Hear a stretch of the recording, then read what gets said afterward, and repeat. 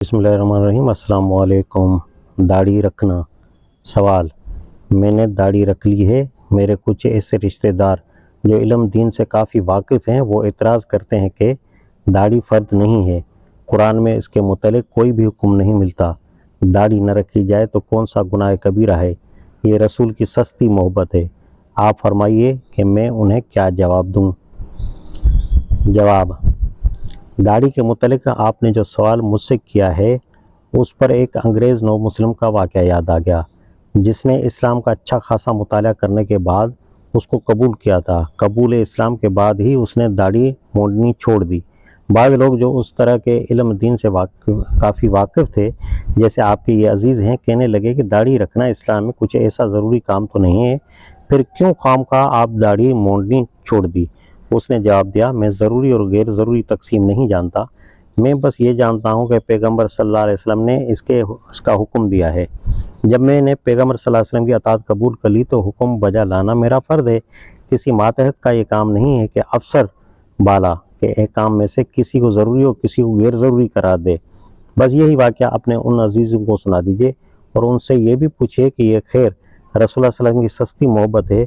जनाब ने अगर किसी महंगी मोहब्बत का सबूत दिया हो तो इरशाद फरमाइए।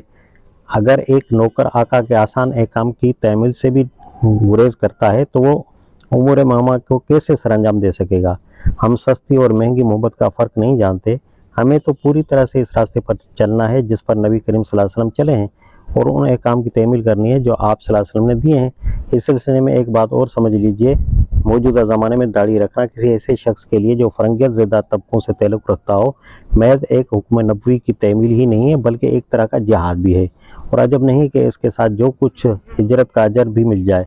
सबसे पहले तो इसको खुद अपने इस मजाक और रंग तबीयत के ख़िलाफ़ बहुत दिनों तक जदोजहद करनी पड़ती है, जो बरसों की तालीम व तरबियत और माहौल असरात के तहत उसके अंदर रास हो चुका था।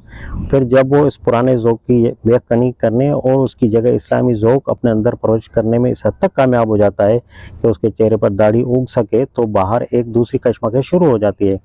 उसका माहौल उससे लड़ने लगता है कि ये कैसा इनकलाब तेरे अंदर रुनमा हो रहा है। उसके अजीज़ अकारब, दोस्त, आशना सब उसे छेड़ने लगते हैं, उसका मजाक उड़ाया जाता है, उस पर भप्तियाँ कसी जाती हैं, शादी की मार्केट में उसकी कीमत गिर जाती है। हर तरफ से तकाज़े शुरू हो जाते हैं कि इस दीवार को ढाओ जो हमारे और तुम्हारे दरमियान उठ रही है।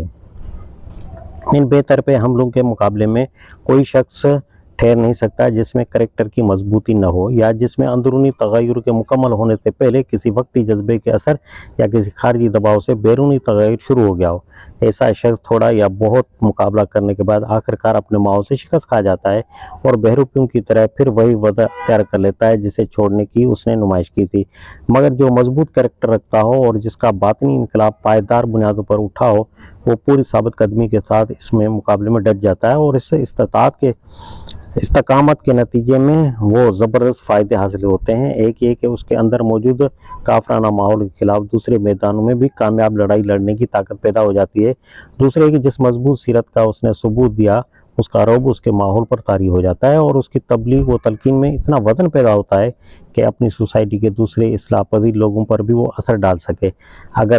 अक्सर लोग इस हकीकत से बेखबर हैं कि इस ज़माने में मुंडी हुई दाढ़ी महज एक वजह नहीं बल्कि एक कल्चर और एक मज़हब ज़िंदगी का नुमाया तरीन शुआर है। इस शुआर को छोड़ना दरअसल कल्चर और इस मज़हब ज़िंदगी को छोड़ने का ऐलान है जिसका ये शुआर है। और दाढ़ी रखना कम अज़ कम मौजूदा हालात में तो अमलन इस्लाम को एक कल्चर और एक मज़हब ज़िंदगी की हैसियत से अख्तियार करने का हम मायने है।